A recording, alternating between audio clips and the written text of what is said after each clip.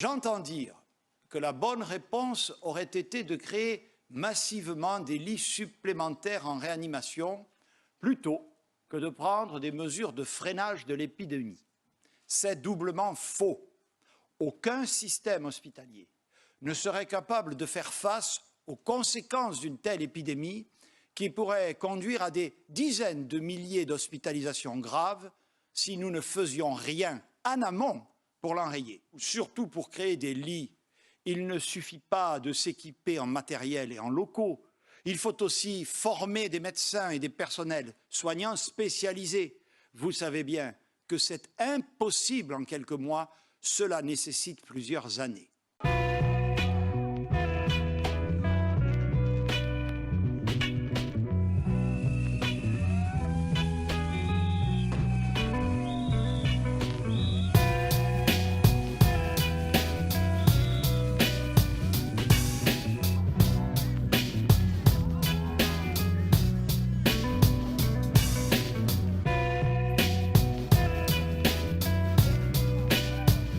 Je réponds que d'autres pays se débrouillent mieux que nous. Donc on ne demande pas de faire ce qui n'est pas possible de faire en fait. C'est simplement que l'exemple est montré ailleurs, que la gestion a été mieux faite. Là ça serait potentiellement une seconde vague, donc on est censé avoir tiré des expériences, on a le temps de s'y préparer. Mais tout le temps qui s'est passé entre les deux potentielles vagues, ça a été, il n'y a rien qui a été fait en fait. On lui répond que nous, en tant que soignants, ça nous choque profondément qu'il continue à fermer des lits, y compris des lits de réanimation, comme les 14 lits du CHU de Strasbourg, parce que derrière chaque fermeture de lit, il y a des morts. Il y avait 5 fois plus de lits de réanimation en Allemagne, et ils ont eu 4 fois moins de morts. Tous ces morts évitables de la première vague, les choix thérapeutiques que l'on a dû faire, nous, soignants, c'est quelque chose qui nous a marqué à vie. C'est-à-dire que pour eux, c'est des chiffres.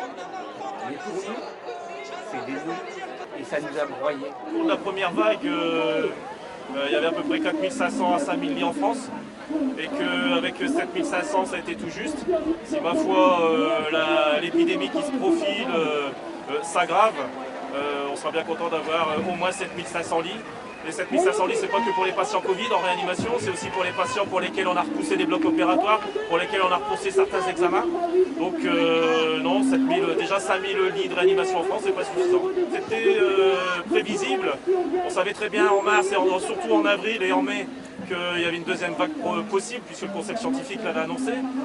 Il était temps de former du personnel au moins paramédical, ça aurait pu permettre d'avoir au moins 2 mois de formation, ça aurait pu aider. Effectivement, les personnels médicaux, c'est un autre discours, puisque le personnel médical, on ne forme pas un médecin réanimateur en quelques mois, mais ça aurait pu régler un certain nombre de choses et de problématiques concernant le personnel non médical. On est le seul pays du monde qui continue à fermer des lits en pleine période épidémique. Et ben, les soignants, ils sont dégoûtés.